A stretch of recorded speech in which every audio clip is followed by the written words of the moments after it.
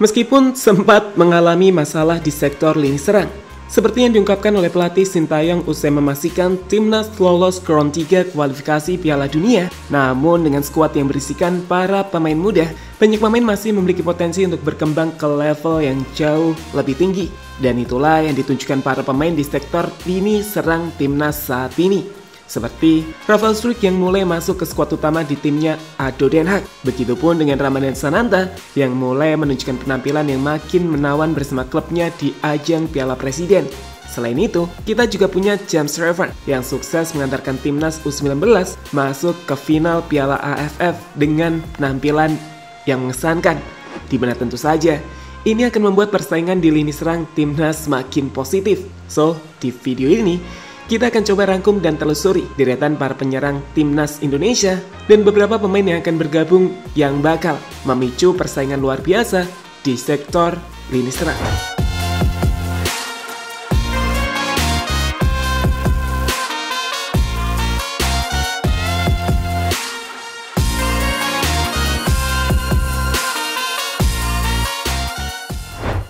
Persaingan memperebutkan tempat di lini serang timnas Indonesia semakin memanas. Sejumlah nama baru bermunculan untuk menantang para pemain yang udah lebih dahulu menghiasi sektor lini serang tim Garuda. Hal itu tentu menjadi kabar baik bagi perkembangan sepak bola Indonesia, karena tentu saja dengan banyaknya pemain berkualitas bakal memberikan semakin banyak pilihan bagi sang pelatih untuk meracik formasi terbaik. Para pemain juga bakal semakin tertantang untuk meningkatkan level mereka, karena mereka juga tahu posisi mereka tak aman di timnas Indonesia dengan persaingan yang begitu ketat.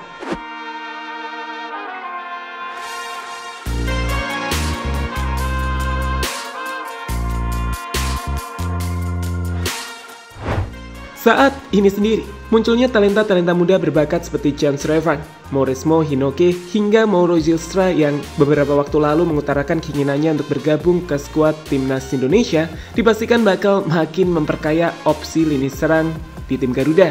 Mereka menawarkan gaya permainan yang segar dan penuh energi, serta kemampuan individu yang mumpuni. Namun, para pemain seperti Ragnar Oratmangun, Rafael Struijk, Sananta, Dimas Drajat, Egy hingga Witan Sulaiman, kami pikir tidak ingin begitu saja menyerahkan tempatnya.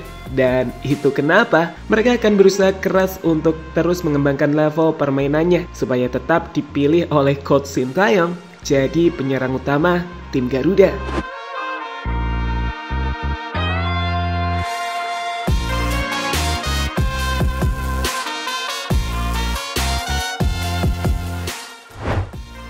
James Redfern bisa masuk timnas senior. Meskipun usianya baru 19 tahun, namun apa yang ditunjukkan oleh James Redfern di ajang Piala AFF U19 kali ini, kami yakini tak akan luput dari pantauan Coach Sintayong. Pemain yang tampil mengesankan di AFC Tronstrach Under 21 tersebut membuktikan jika Coach Sin tak salah untuk merekomendasikannya kepada PSSI. Sebagai penyerang target man, James Redfern tampil melebihi ekspektasi kita di ajang Piala AFF U19. Ia memang sempat mengalami sedikit masalah adaptasi di awal-awal, tapi saat semua sudah mulai membaik, dia benar-benar punya kecerdasan dan kematangan yang bagus sebagai seorang penyerang. Ia tak egois, punya visi dalam melihat rekannya yang lebih kosong, namun juga punya kecerdasan untuk mencari tempat di kotak penalti untuk melakukan finishing yang mematikan. Di AFF U19 sendiri, 3 gol dan 3 assist telah James Redfern buat untuk timnas U19.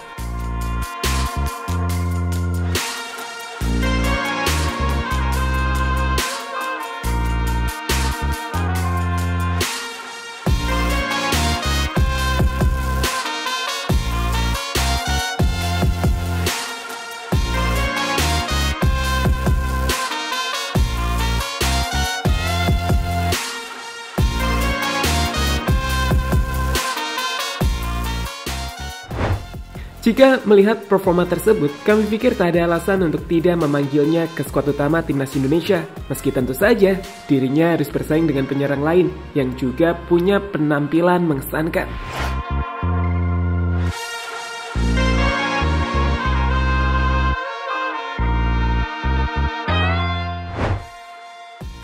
Ramadhan Sananta bangkit. Sempat tersisihkan saat namanya tak dipanggil Coach Sintayong di 2 laga kualifikasi Piala Dunia terakhir. yakni saat timnas menghadapi Filipina dan juga timnas Irak. Ramadhan Sananta coba membuktikan jika dirinya masih layak untuk bermain di timnas Indonesia ketika menunjukkan perkembangan penampilan yang signifikan di ajang Piala Presiden baru-baru ini. Dirinya telah menjadi salah satu sorotan utama di ajang Piala Presiden 2024 ketika ketajaman serta pergerakannya mencuri perhatian para penikmat sepak bola tanah air. Dirinya mencetak 2 gol indah ke gawang PSM saat memanfaatkan kecepatan dan insting killernya yang mematikan di kotak penalti. Tak berhenti sampai di situ, dengan kaki kiri Sananta juga mampu menciptakan gol indah ke gawang Persib yang mengantarkan Persis Solo ke partai semifinal.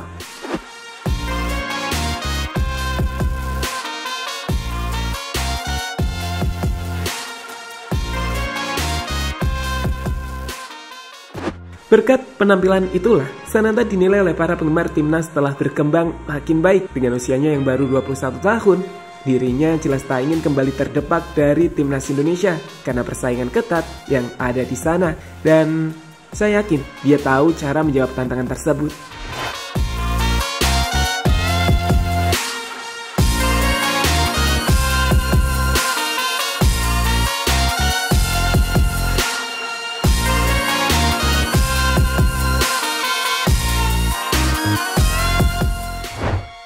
Rafael Struijk paling disukai Sintayong.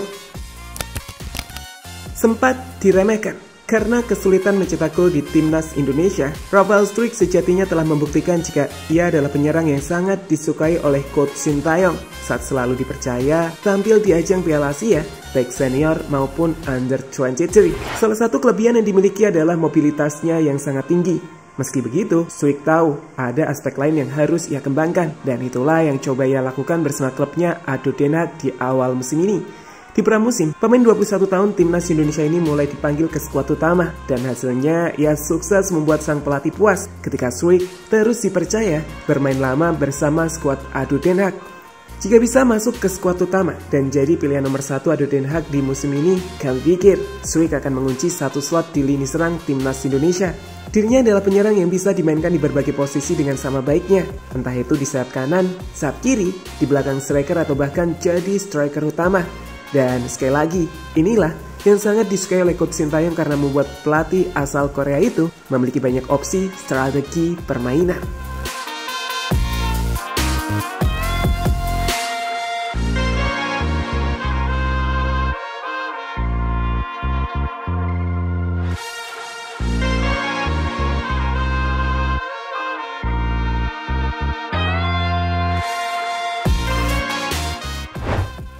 Dimas Derajat, Hoki Caraka menanti pembuktian.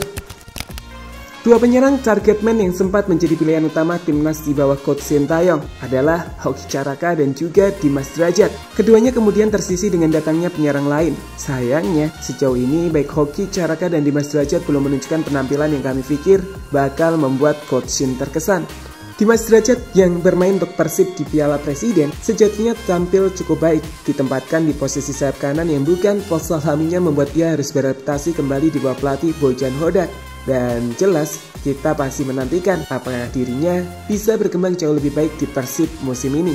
Sedangkan untuk Hoki Caraka, kita masih belum melihat permainan terbarunya kembali karena PSS Sleman tak ikut kompetisi pramusim Piala Presiden. Tapi jelas, dua pemain ini harus bisa menunjukkan kualitasnya di Liga nanti seperti yang telah ditunjukkan Ramadhan Sananta jika ingin paling tidak dilirik oleh Coach Sintayong kembali.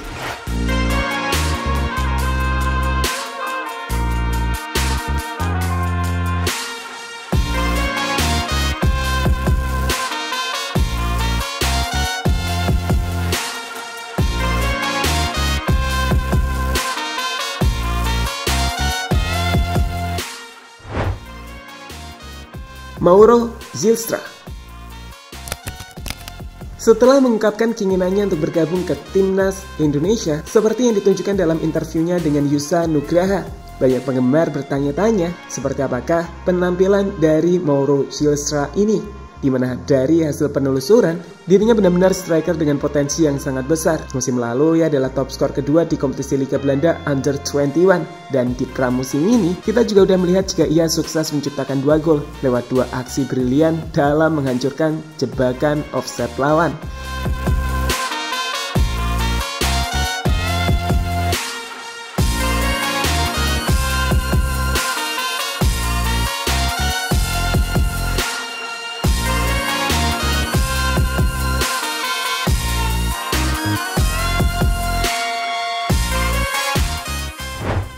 jelas ia adalah penyerang dengan potensi yang sangat besar dan bisa jadi andalan timnas selanjutnya, di mana saat ini Mauro Yilstra telah mengaku jika sudah dihubungi PSSI dan siap bergabung ke timnas Indonesia.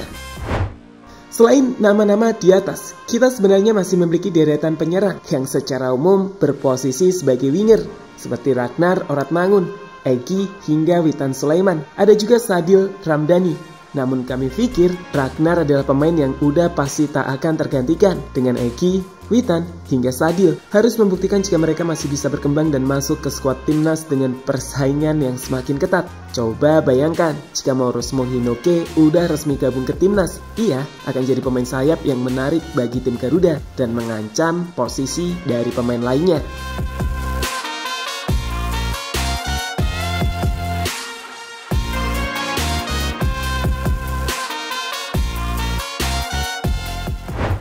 Jadi itulah deretan penyerang target man timnas Indonesia. Ada Jens Revan, Mauro Yilstra, Sananta, Dimas Hoki, hingga Rafael Struijk. Opsi yang cukup melimpah dan sekali lagi, ini akan sangat bagus untuk tim Garuda.